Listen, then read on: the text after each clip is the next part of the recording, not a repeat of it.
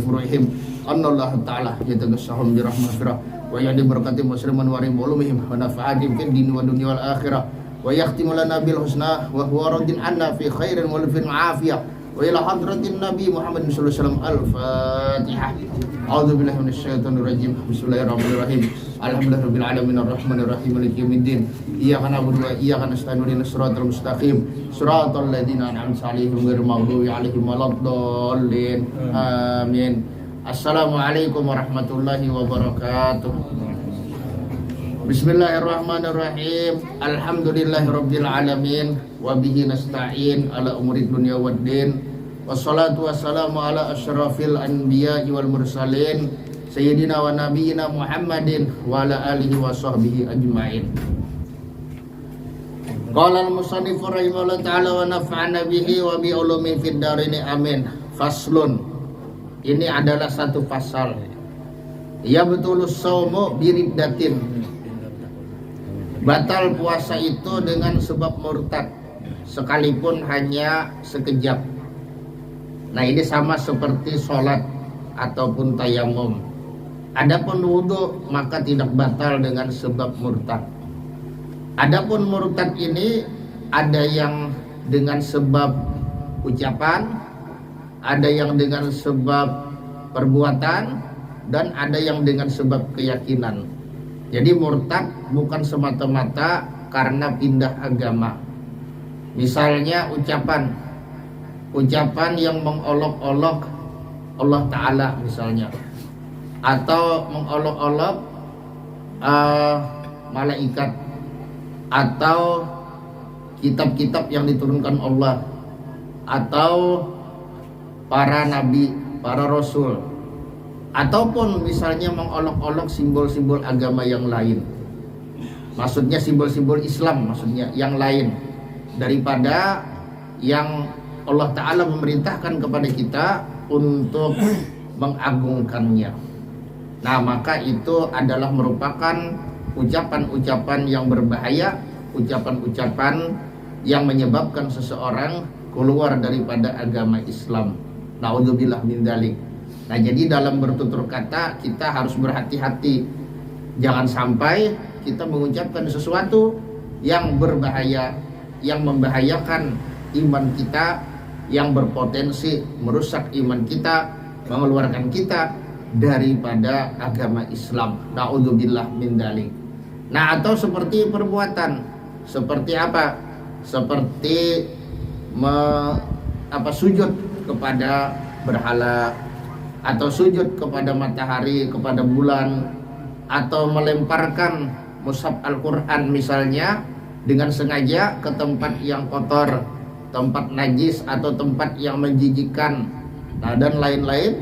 Nah, itu adalah penyebab daripada seseorang keluar dari Islam dengan sebab perbuatannya. Nah, kemudian ada yang karena keyakinan, seperti misalnya keyakinan bahwa ada nabi sesudah Nabi Muhammad SAW.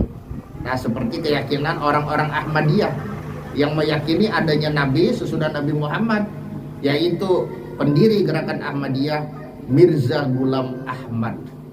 Nah, yang mana dulu pernah mereka mengatakan bahwasanya para pengikut Ahmadiyah di seluruh Indonesia ini sudah sampai sekitar 1 juta atau lebih. Nah, wallahu alam.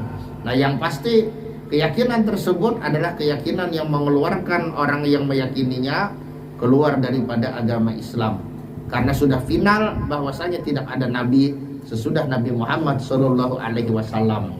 Nah, jadi dengan sebab kita naudzubillah, dengan sebab seseorang melakukan hal-hal atau mengucapkan hal-hal ataupun meyakini hal-hal yang mengeluarkan dia dari Islam, maka dia dihukumkan sebagai orang yang murtad.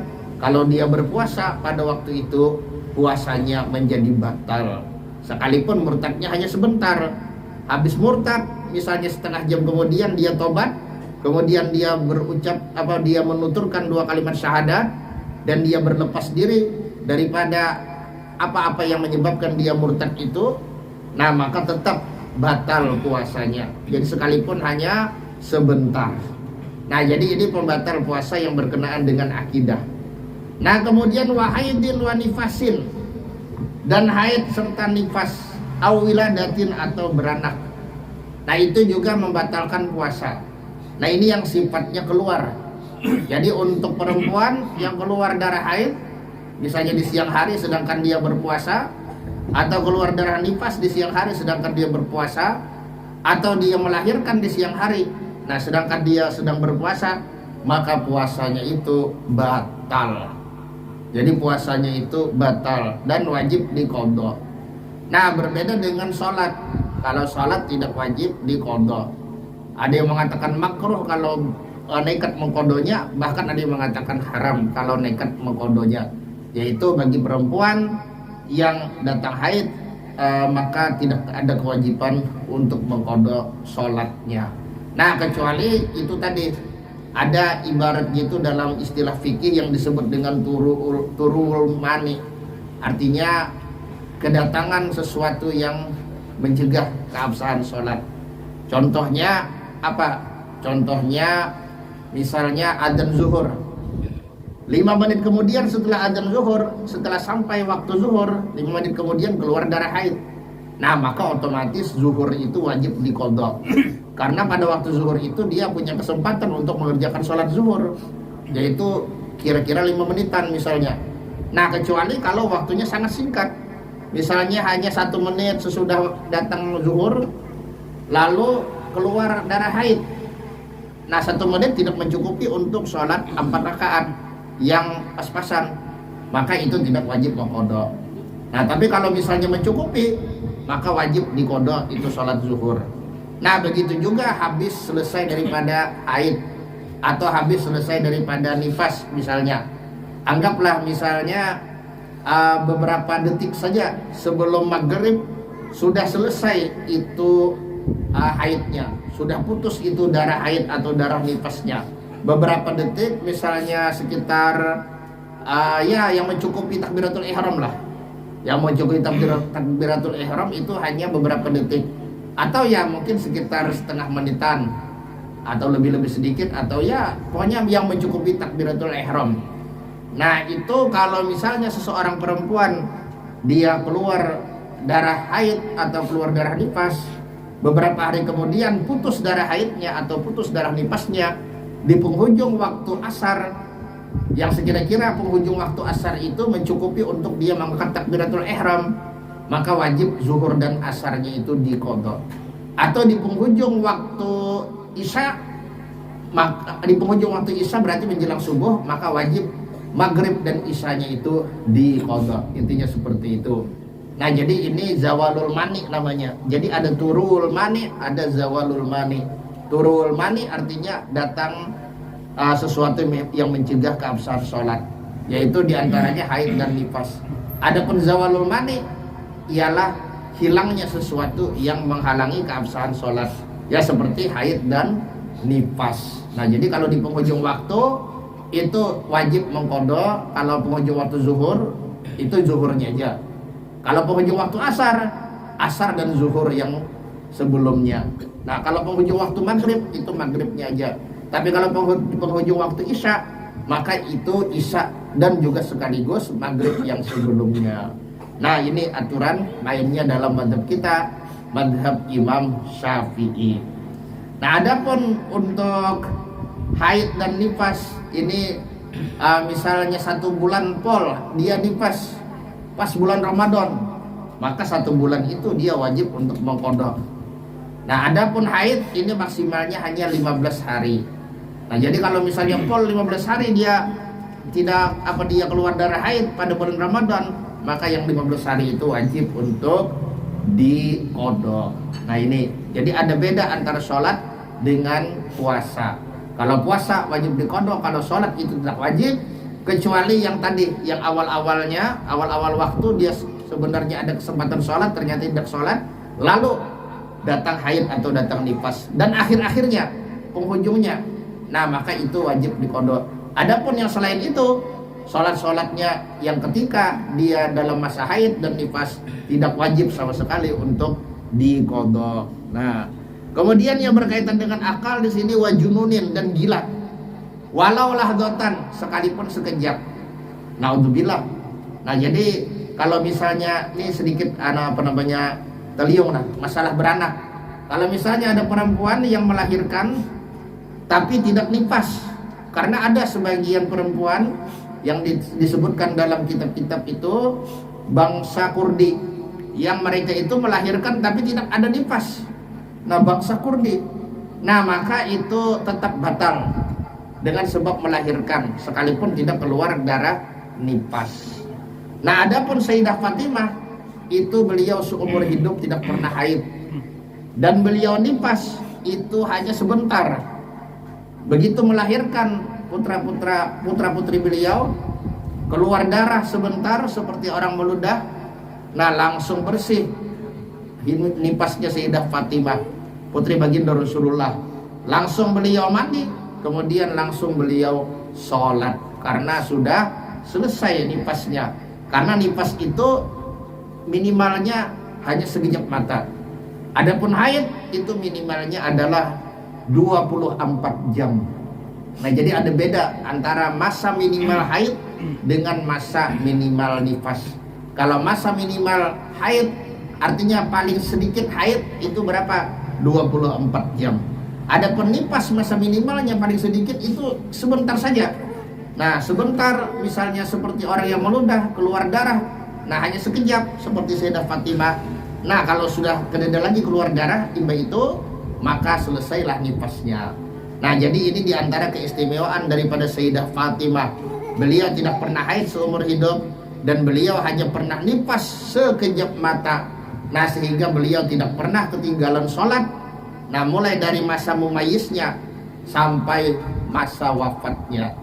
Ini adalah kemuliaan yang diberikan oleh Allah Subhanahu wa taala kepada putri baginda Rasulullah sallallahu alaihi wasallam, yang mana beliau ini termasuk daripada Sayyidah Nisa'il Alamin, pemimpin para wanita di jagat raya, yaitu ibunda beliau Sayyidah Khadijah, kemudian beliau Sayyidah Fatimah, kemudian istri Fir'aun Sayyidah Asyah. Nah Asyah bukan Aisyah, Asyah. Dan yang terakhir itu adalah ibunda Nabi Isa alaihissalam, yaitu Sayyidah Maryam. Nah 4 orang perempuan ini adalah 4 perempuan yang mulia, yang kemuliaannya melebihi jutaan atau mungkin miliaran lelaki yang ada di muka bumi ini. Nah ini adalah merupakan anugerah yang diberikan oleh Allah Subhanahu wa taala kepada mereka. Nah ini diantara keistimewaan Sayyidah Fatimah. Masya Allah, kada pernah haid dan nifasnya hanya sebentar, sehingga beliau sekali lagi mulai dari mumayyiz. Nah mulai dari usia mumayyiz masih kecil itu sudah diajarkan sholat, sampai beliau pun meninggal dunia tidak pernah ketinggalan yang namanya sholat. Nah Masya Allah. Nah kemudian yang berikutnya wajununin, dan gila walau lahdatan sekalipun sekejap mata. Nah sekalipun sekejap mata, naudzubillah, mudah-mudahan kita kada dikenai oleh Allah Ta'ala penyakit yang namanya gila. Nah memang kalau orang gila dari lahir itu masuk surga pasti. Kalau orang gila dari lahir, misalnya orang yang kena Down syndrome, nah ini yang muha-muhanya itu sama aja di mana-mana ya Allah. Nah ini ada anak-anak yang lahir dia menderita yang namanya Down syndrome, kelainan mental. Memang tidak punya akal yang sempurna seperti orang normal. Nah anak-anak Down syndrome itu apapun yang dia kerja ya tidak dicatat oleh Allah Subhanahu wa taala. Kenapa? Karena sekalipun dia balik, dia tidak bisa berpikir dengan normal sebagaimana kebanyakan manusia karena keterbelakangan mental. Nah itu, jadi itu pasti surga. Nah cuma jelas bang, surganya berbeda dengan yang beramal soleh, kan seperti itu. Kalau yang beramal soleh ya itu ada nilai plusnya lah. Nah tapi kalau pasti masuk surga, tentu orang yang gila dari lahir sampai meninggal pasti masuk surga. Adapun yang gila waktu di tengah jalan, nah itu yang sebelum dia gila itu pasti diminta pertanggungjawabannya di akhirat. yang sebelum dia gila. Nah yang sudah gila Bang, tergantung jenis gilanya kayak apa. Kalau gilanya karena narkoba, naudzubillah, karena dikehendaki kan gitu, karena memang ada unsur kesengajaan. Orang yang mencandu narkoba itu kan tujuannya tiada lain dan tiada bukan adalah untuk menghilangkan akalnya. Nah akal ini termasuk daripada maqasidus syariah. Artinya tujuan diturunkan syariat selain daripada menjaga agama, menjaga jiwa, nah dan juga diantaranya menjaga akal. Jadi akal ini jangan sampai hilang. Nah jangan sampai ada di antara anak cucu kita yang menjadi pecandu narkoba sampai dia gila, sampai saraf-sarafnya putus-putus, tidak bisa lagi berpikir dengan normal seperti orang yang Down syndrome. Nah jangan sampai seperti itu. Kenapa? Karena kalau gila karena narkoba itu tetap dosanya dicatat sampai dia mati, naudzubillah. Nah berbeda kalau gilanya bukan yang dikehendaki, gilanya bukan yang karena perbuatannya. Nah tapi gila ya karena penyakit, karena kecelakaan misalnya, benturan keras di kepala lalu hilang ingatan dan lain-lain. Nah maka itu tidak dicatat kalau gilanya tidak ada unsur perbuatannya atau unsur kesengajaannya. Nah maka itu tidak dicatat. Jadi yang dicatat waktunya balik sampai dia gila itu aja. Dari gila sampai mati itu tidak dicatat. Itu ya seperti itu. Nah jadi kalau ada orang nih menderita gila di siang Ramadan, sekalipun gilanya hanya sebentar, hanya misalnya sejam, ibu itu sadar pulang, maka itu batallah puasanya. Nah tapi mudah-mudahan ya kalau lah ada dana akun Jepang di sini yang jadi gila ya kalau. Nah cuma gila ini banyak sudah ini berkembang yang ngarapnya gila ya kalau Pak Haji lah. Bukan gila nang itu aja ya kalau. Nah gila nang saraf tuh bukan. Ada gila harta, nah, ada gila jabatan, ada gila kehormatan, sampai gila wanita, naudzubillah. Nah ini banyak sudah. Jadi ya ibaratnya mudah-mudahan kita tidak ditimpakan Allah Ta'ala yang namanya penyakit gila, baik itu gila yang merupakan gangguan jiwa ataupun gila yang seperti yang ulun sebutkan tadi. Nah gila yang sudah banyak terjadi. Nah banyak orang yang gila jabatan, apalagi 2024 nih ya kalau lah, wah habis-habisan. Nah sampai ada yang stres gara-gara terhutang ya kalau sekalinya gagal juga jadi caleg, stres, naudzubillah. Nah bahkan kalau kada salah dulu pernah ada beritanya calegnya bunuh diri, nah gara-gara kada terpilih sedangkan modal sudah banyak keluar. Nah inilah yang namanya gila jabatan. Mudah-mudahan tidak di antara kita yang terkena ini penyakit. Nah kemudian wabi ikhmain, dan dengan siuk atau pingsan, wasukrin dan mabuk, ta'adda bihi, yang dia bersengaja dengannya, artinya dia melampaui batas dengannya. Memang dia sengaja memingsankan diri atau sengaja memabukkan dirinya sendiri. Nah in amma jami'an nahari, apabila meliputi seluruh siang, artinya dari terbit fajar sampai terbenam matahari. Ini adalah pendapat yang menggabung antara pendapat Syekh Ibnu Hajar dengan Syekh Romli. Nah kenapa? Karena kalau Syekh Romli itu beliau mensyaratkan hanya apabila gila atau pingsan itu, apabila pingsan atau mabuk itu meratai seluruh siang. Arti meratai ini kadeda sadar-sadar, mulai dari terbit fajar sampai terbenam matahari. Nah itu kadeda sadar-sadar, maka batal. Ini menurut Syekh Romli. Nah sekalipun misalnya inya sengaja, tapi kadang meratai seluruh hari, ada misalnya seluruh siang maksudnya, ada misalnya inya sadar sejam atau 2 jam, atau bahkan misalnya hanya semenit 2 menit ada sadar, maka itu kada batal kalau menurut Syekh Romli. Jadi patokan sidin itu adalah satu siang itu sama sekali tidak ada sadar daripada mabuknya atau daripada pingsannya. Kalau satu siang itu ada sadar sekalipun sebentar, maka menurut Syekh Romli kada batal. Nah ini menurut beliau. Nah adapun menurut Syekh Ibnu Hajar, nah ini patokannya adalah apakah inya itu dengan melampaui batas dengan bersengaja ataukah tidak. Nah kalau dengan melampaui batas atau dengan bersengaja ada unsur perbuatannya, nah maka itu batal sekalipun hanya sekejap. Nah adapun kalau kada bersengaja, kada ada unsur perbuatan, kada dikehendaki siupnya atau mabuknya, nah maka itu kada batal sekalipun satu siang itu dia tidak ada sadar-sadar, tidak ada bangun-bangun. Nah lalu sebagian ulama menggabung pendapat itu. Nah diantaranya adalah Syekh ini penulis daripada kitab Safinah, yaitu Syekh Salim bin Semir bin Abdullah bin Sa'ad bin Semir, yang kuburan Sidin ini yang penulis matanya ini ada di Jakarta.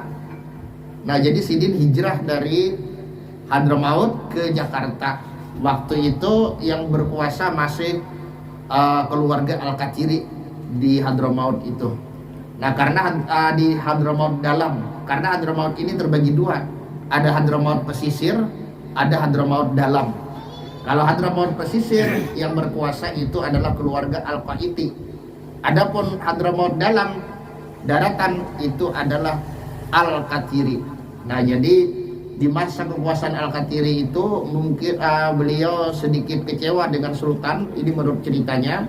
Nah lalu beliau memutuskan untuk hijrah ke Indonesia ini. Jadi kuburan Sidin ada di Jakarta. Nah jadi yang matannya ini adalah Syekh Salim bin Semir. Nah adapun yang sarahnya, nah ini orang Indonesia juga, yaitu Syekh Nawawi Banten. Yang mana Syekh Nawawi Banten ini wafatnya di Makkah Al-Mukarramah. Nah beliau banyak menulis kitab puluhan dan semuanya dalam bahasa Arab. Nah yang paling terkenal itu ada kitab Nihayatuz Zam. Nah syarah daripada Qurratul Ain yang merupakan matan daripada kitab Fathul Mu'in. Nah kemudian ada lagi tafsir Marah Labib. Nah itu yang paling terkenal, karangan Syekh Nawawi Banten. Nah jadi orang Indonesia tapi mendunia, artinya namanya bersinar di seluruh dunia, diakui kealimannya oleh para ulama yang ada di berbagai penjuru dunia, bahkan diundang ke Mesir. Nah diundang ke Mesir untuk ibaratnya itu memberikan semacam seminar lah. Nah di Jami Al-Azhar, waktu itu Al-Azhar masih berupa masjid Jami, yang di situ diadakan halakoh-halakoh, yaitu pengajian-pengajian secara berkelompok-kelompok. Nah jadi di pojok sini ada yang belajar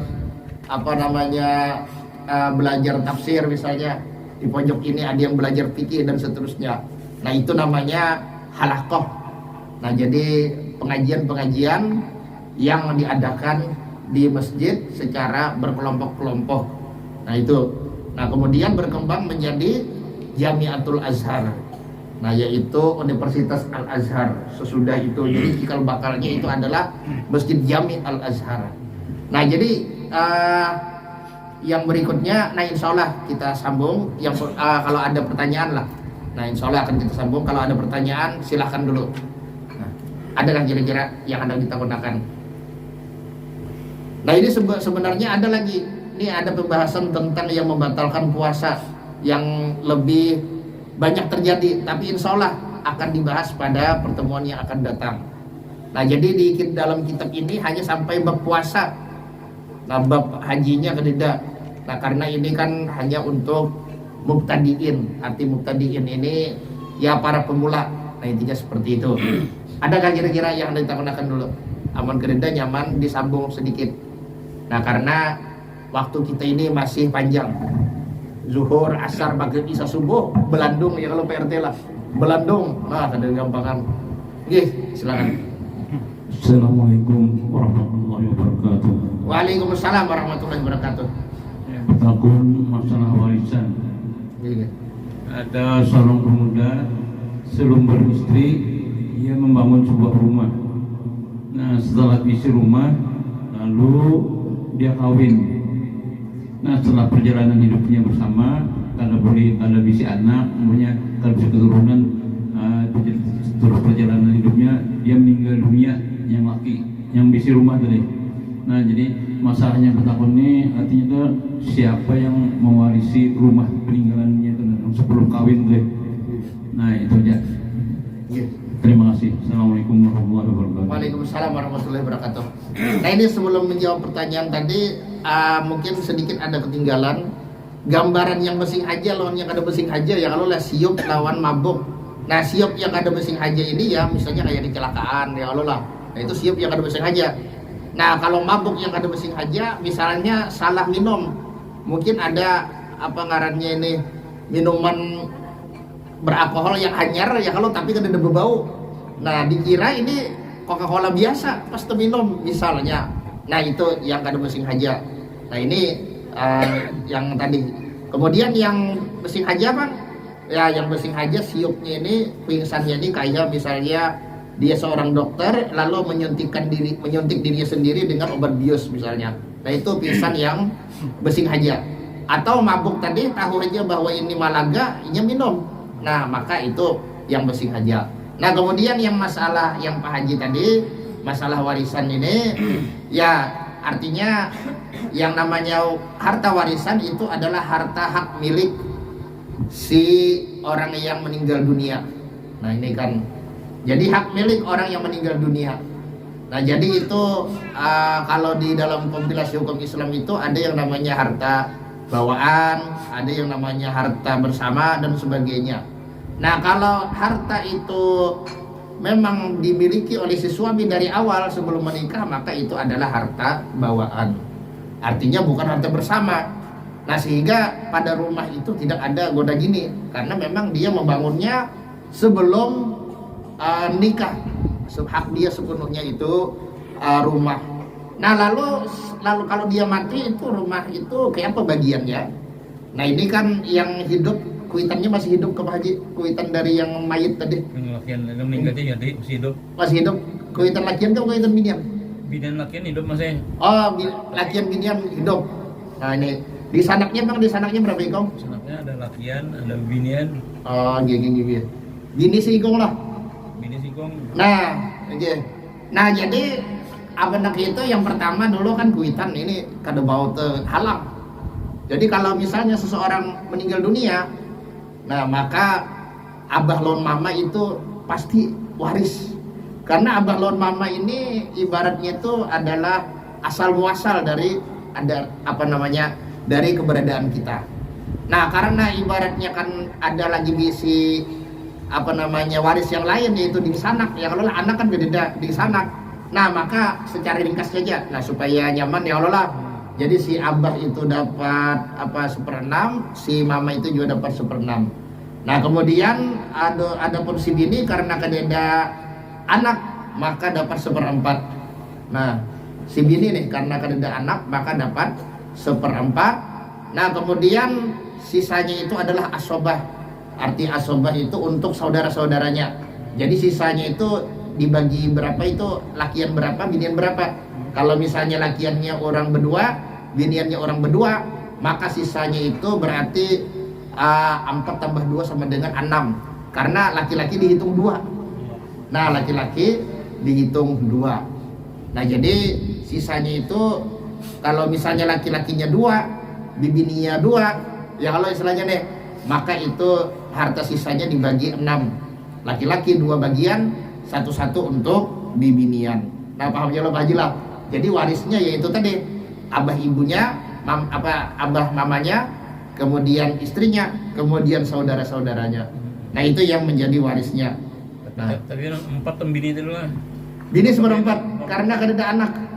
Seandainya ada anak yang laki itu, nah ada bisi anak, maka dapat 1/8 aja. 1/4 itu dari apa? Dari sebagian rumah atau apa? Lagi dari sebagian rumah itu. 1/4. Iya 1/4 dari sebagian rumah karena apa? Karena kada bisi anak. Nah cakanya bisi anak deh. Maka itu tahalus lagi yaitu 1/8. Nah intinya kayak itu. Nah ada lagi kira-kira pertanyaan? Nah orang tuanya tadi Bang Bro, orang tuanya yang di sana tadi. Iya. Orang tua apa tuh? Orang tuanya yang berdua tadi, yang Rocky bini itu. Kan di sana kan ada berdua itu dapat lah itu. Iya dapat itu. Kan itu kan udah bagi 4 tadi kan, seperempat yang bini itu. Oke, yang bini seperempat. Umpamanya 100 kan selawi. Oke, Nah, itu yang bini. Iya. Nah, adapun ibunya Sisanya tuh kan dibagi. anu ini anu seperempat dulu 6 bini ya kalau lah. Iya. Nah, itu kan anunya apa karena umanya, mamanya, mama dari si mayit nih. Iya. Mama dari si mayit dapat 1/6. Dapat 1/6. Nah, kemudian ayahnya, nah ayahnya itu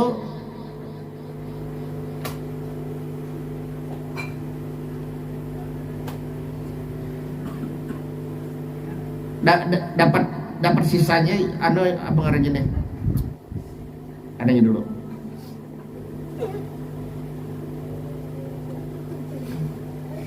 Me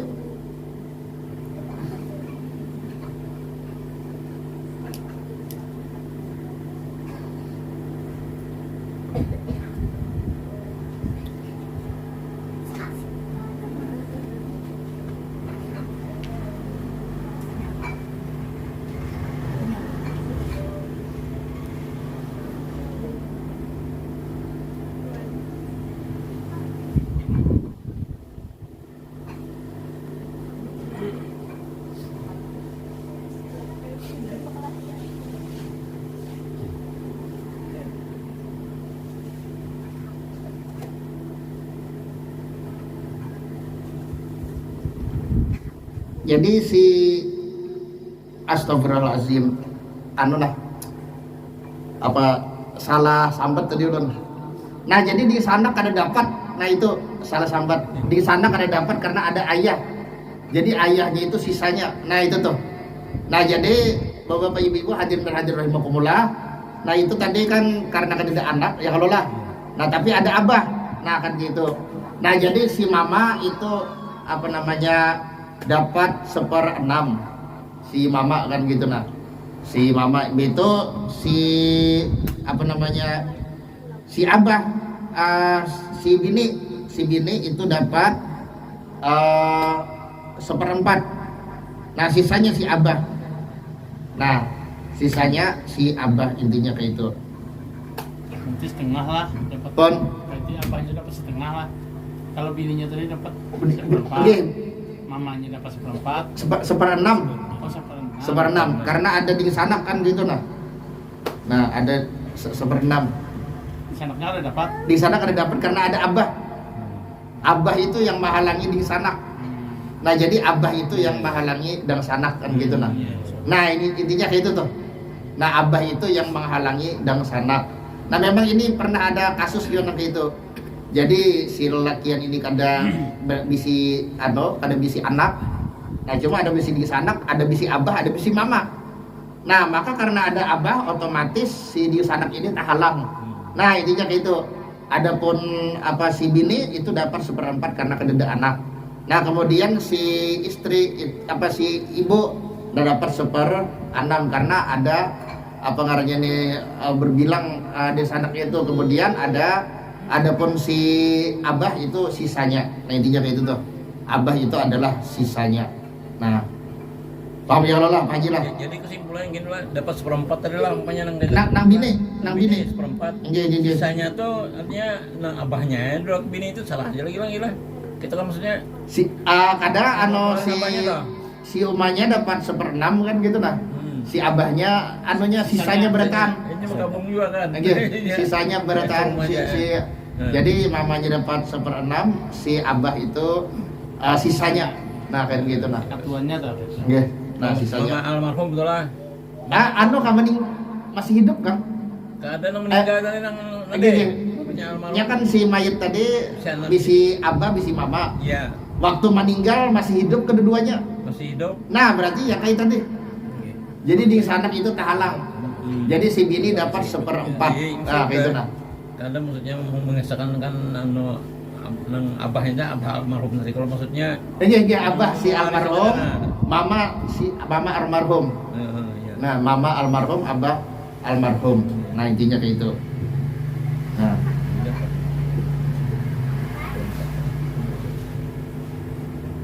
Nah, kemudian kita lanjutkan. Adakah lagi pertanyaan kira-kira? Udah. Assalamualaikum warahmatullahi wabarakatuh. Waalaikumsalam warahmatullahi wabarakatuh. Kalau kita dalam keadaan berpuasa Ramadan, terus kita agak sakit sedikit di infus gitu, nah cuman kita ini masih kuat aja gitu. Apakah puasa kita itu batal apa cuman kita masih kuat, nah cuman infus masuk sudah gitu. Ini apakah batal apa itu? Gitu aja ini. Assalamualaikum. Waalaikumsalam warahmatullahi wabarakatuh. Nah, ini masalah nangka itu tuh memang ada khilaf. Nah, yang pertama itu sebagiannya memandahkan kada batal secara mutlak. Nah, itu. Kemudian yang kedua batal secara mutlak. Jadi ada yang memandahkan batal, kada batal mutlak. Alasannya karena bukan rongga, kada ada lubangnya, kan itu dicucukkan di kulit. Nah, kemudian ada yang memandahkan batal. Alasannya membuat rongga baru. Nah, lalu itu tembus ke ujung-ujungnya tembus ke perut atau ke otak. Nah, ini kan ada yang mengatakan batal secara mutlak. Nah, kemudian yang ketiga itu ada yang pakai perincian. Perinciannya itu kalau yang dimasukkan itu adalah nutrisi, maka itu batal. Kalau yang dimasukkan bukan nutrisi, bukan pengganti makanan, nah melainkan misalnya obat, nah maka tergantung dari tempat suntikannya. Kalau di urat nadi kan gitu, nah maka itu batal. Kemudian kalau di otot, nah itu kada batal. Nah, jadi para ulama memang berbeda pendapat tentang infus dan suntikan itu di siang Ramadan. Ada yang mengatakan tidak batal secara mutlak, ada yang mengatakan batal secara mutlak, ada yang mengatakan dengan perincian. Perinciannya itu apabila yang dimasukkan adalah nutrisi atau pengganti makanan, batal. Apabila bukan nutrisi, maka dilihat di mana dilihat di mana disuntikannya. Kalau di urat, nah di urat nadi lah, urat yang kayak di sini misalnya ya Allah, nah itu batal. Tapi kalau di otot kayak di bahu atau di murid, maka itu kada batal. Nah, ini menurut sebagian ulama. Jadi masalah ini terserah ya, hendak umpat yang mana kan gitu. Nah itu hendak umpat yang mana, maka itu dipersilahkan. Kalau hendak umpat yang kada batal ya kada masalah, atau hendak umpat yang madahkan batal ya kada masalah juga, atau yang pakai perincian tadi ya boleh-boleh aja juga. Intinya kayak itu tuh. Adakah kira-kira lagi pertanyaan? Silakan.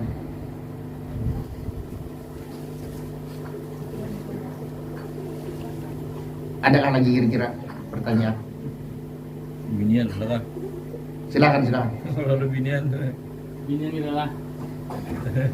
Sekian Bang. Assalamualaikum warahmatullahi wabarakatuh. Waalaikumsalam warahmatullahi wabarakatuh. Jadi ulun baca gue di YouTube tuh pendapat Buya Yahya.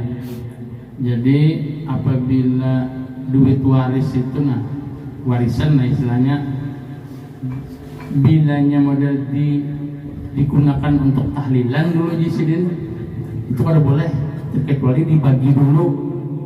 Jadi duit sidin, peninggalan sidin itu peninggalan almarhum meninggal waris tadi. Jadi sidin dibagi dulu, hanya terserah hendak memintai pulang, hendak ma'arwahi gitu. Nah, kada boleh kita langsung hendak kita arwahi aja dulu. Nah, apa bujur aja kan pendapat sidin tuh. Ya kan ada dua, kita lagi kadang-kadang sebagian kita arwahi aja gitu. Sidin dulu aja. Kita arwahi dulu, kita tahlilin dulu aja. Hanya hendak bagi gede. Nah, itu kalau menurut pendapat sidin, pinanya tuh kada boleh di sidin gitu. Kalau pindah ada kada ikhlas atau apa gitu Nah, siapa menurut pendapat sidin dulu? Assalamualaikum warahmatullahi wabarakatuh. Waalaikumsalam warahmatullahi wabarakatuh. Ya, ibaratnya pas Jepang itu kan maksudnya kan gini.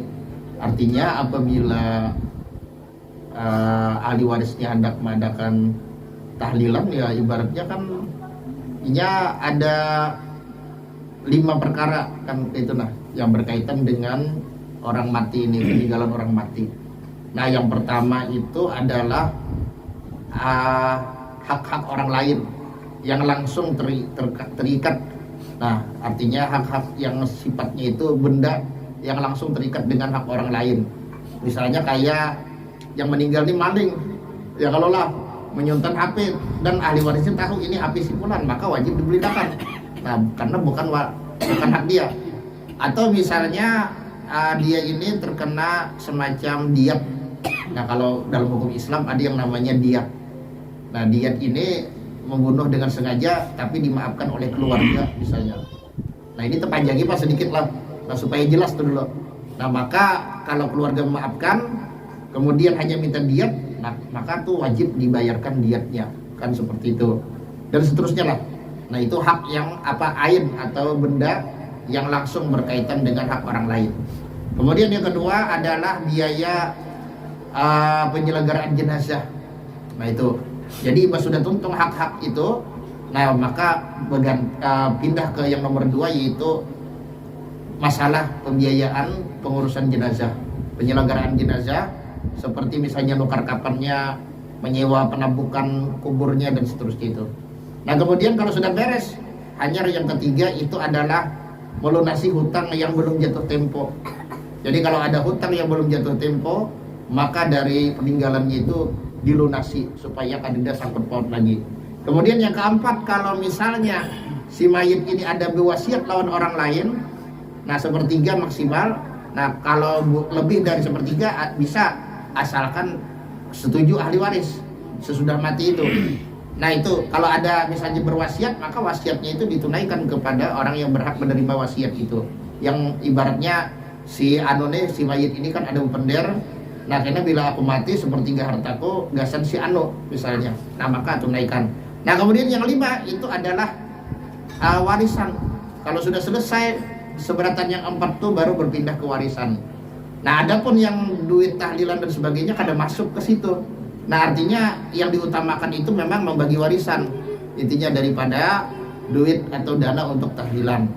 Nah, lalu yang jadi pertanyaan itu, seandainya dari duit warisan itu belum dibagi, dipakai gasan tahlilan, itu kan kayak apa hukumnya? Nah, ini tergantung karena dari masalah keridoan. Apakah ridho aja keberatan atau kada? Kalau ridho aja ya kada masalah, Bang. Nah, kemudian yang kedua ini tergantung dari ahli waris. Ya, maksudnya ahli waris ini adakah yang kekanakan? Kalau ahli warisnya kekanakan, maka kada kawa itu dipakai gasan tahlilan. Jadi dulu dibagi dulu. Dan dibagi dulu ke yang hendak menahlili pakai duit yang dibagi tadi, yang balik kan gitu. Nah, yang balik, jadi ibaratnya bayi sini sanak nih, orang bertiga, 2 sudah balik, 1 masih belum balik. Nah, maka duit yang belum balik ini kan nih anak yatim, karena kau digarap-garap ini kesan tahlilan. Jadi kalau ada bertahlilan hanya dari duit yang berdua tadi, anak yang sudah balik kan gitu. Nah, jadi harus dibagi dulu. Nah, bagian yang belum balik sekian, yang sudah balik sekian, lalu yang hendak balik ini misalnya hendak mengadakan tahlilan dari duit pembagian itu yang sudah dibagikan. Nah, ada masalah. Tapi kalau belum dibagi, sedangkan di situ ada anak yatim yang belum balik, maka itu kan kawa. Nah, jadi bagi dulu. Dan untuk penyelenggaraan tahlilan itu dari duit yang balik aja. Yang kada balik, yang belum balik itu jangan digara-gara. Itu adalah hak anak yatim. Atau misalnya balik beratan tapi ada yang gila, maka jangan sekali-kali ibaratnya itu sebelum dibagi dipakai untuk tahlilan. Nah, karena di situ ada hak orang gila. Yang orang gila itu keridoannya kada dipatok karena orang kada waras. Yang dipatok itu adalah keridoan orang yang waras. Nah, izin orang yang waras. Nah, izin yang waras. Jadi kalau ada ahli warisnya misalnya orang gila atau anak-anak, maka mesti dibagi dulu. Nah, lalu untuk mengadakan tahlilan itu secara sukarela dari bagian yang waras lawan bagian yang balik. Nah, intinya kayak itu tuh. Nah, paham ya Allah. Nah, atau misalnya orang yang bangkrut, misalnya ada di antara mereka itu yang bangkrut. Yang bangkrut itu inya ambil haknya, wajib dibayarkan ke hutang. Nah, ini jadi misalnya ada bertiga sanak, nah ketiga-tiganya balik, ketiga-tiganya waras deh. Tapi seikung bangkrut. Arti bangkrut ini orang yang hutangnya itu menenggelamkan hartanya. Nah, terbanyak hutangnya pada hartanya. Nah, maka kalau abahnya meninggal, dia ambil itu warisan, kada lain kada bukan lagi, itu harta khusus untuk melunasi hutang. Itu adalah wajib hukumnya melunasi hutang. Kada kawan dipakaikan untuk tahlilan dan sebagainya. Nah, itu perinciannya, paham ya Allah. Nah, jadi itu maksudnya. Nah, jadi kalau misalnya ada yang mahjur, kalau dalam bahasa fikihnya mahjur, baik itu anak-anak atau orang gila atau orang yang bangkrut, maka bagi dulu hartanya. Nah, sesudah dibagi, nah yang bagian yang waras ya Allah, yang balik, yang kada bangkrut, nah itu yang mengadakan kalau ada mengadakan tahlilan. Jangan mengambil bagian dari yang belum balik atau yang gila atau yang bangkrut. Nah, karena yang bangkrut ini sekalipun waras, sekalipun balik, intinya kewajibannya ada, yaitu melunasi hutang. Nah, paham ya kalau lah. Nah, intinya kayak itu tuh. Nah, jadi sebenarnya pas saja, cuma mungkin perlu dirincikan lebih lanjutkan mungkin kan gitu. Nah intinya kayak itu tuh. Nah, adakah lagi kira-kira pertanyaan? Lebih aman gitu nah. Iya. Aman dibagi dulu jadi. Iya, nah itu tuh. Iya. Adakah lagi pertanyaan? Amun kada ada lagi nyaman ulun tutup ya Allah. Nah, karena anak kada ada lagi pertanyaan, ulun tutup. Dan ini memang kita hanya rajin juga Isa ya Allah lah. Kita semakin Belandung. Ulun mohon diri, kalau ada salah di khilaf ulun mohon maaf. Kita berdoa bersama-sama. Mudah-mudahan Allah Subhanahu wa taala menjadikan kita sekalian sebagai hamba-hambanya yang bertakwa, hamba-hambanya yang senantiasa takut kepada Allah Subhanahu wa taala, senantiasa beramal saleh dengan niat semata-mata mengharap perjumpaan dengannya di surga nanti, dan mudah-mudahan kita termasuk daripada orang-orang yang masuk ke dalam surga tanpa hisab atau dengan hisab yang mudah bersama baginda Rasulullah sallallahu alaihi wasallam dan segenap orang-orang yang diridhai oleh Allah Subhanahu wa taala. Sekali lagi kalau ada salah dan khilaf ulun mohon maaf. Ala hadhihi niyyah wa ala mana wa salam salih wa ala kulli sholihah wa ila hadratina min sallallahu al-fatihah. A'udzu billahi minasyaitonir rajim. Bismillahirrahmanirrahim. Rabbil alamin arrahmanir rahim maliki yaumiddin. Iyyaka na'budu wa iyyaka nasta'in shiratal mustaqim. Shiratal ladzina an'amta 'alaihim ghairil maghdubi 'alaihim waladdallin. Amin. Amin ya Allah. Bismillahirrahmanirrahim. Alhamdulillahil alamin wassalatu wassalamu ala asyrafil anbiya'il mursalin sayyidina wa nabiyina Muhammadin wa ala alihi wa sahbihi ajma'in. Allahumma alif baina qulubina wa aslih dzata bainina wa akhrijna minadh dhulumati ilan nur waj'alna fi syamma dhahara minha batan wa barik lana fi asma'ina absarina wa qulubina wa azwajina wa dhurriyyatina wa tub 'alaina innaka antat tawwabur rahim waj'alna syakirina li ni'matika qabiliha musnabiha wa timma 'alaina rabbana dhalamna anfusana wa illam taghfir lana lanakunanna minal khasirin rabbana hab lana min azwajina wa dhurriyyatina qurrata a'yun waj'alna lil muttaqina imama rabbana atina fid dunya hasanah wa fil akhirati hasanah wa qina adzabannar sunna alisna wa dina min subhana rabbika rabbil izzati amma yasifun wa salamun alal mursalin walhamdulillahi rabbil alamin.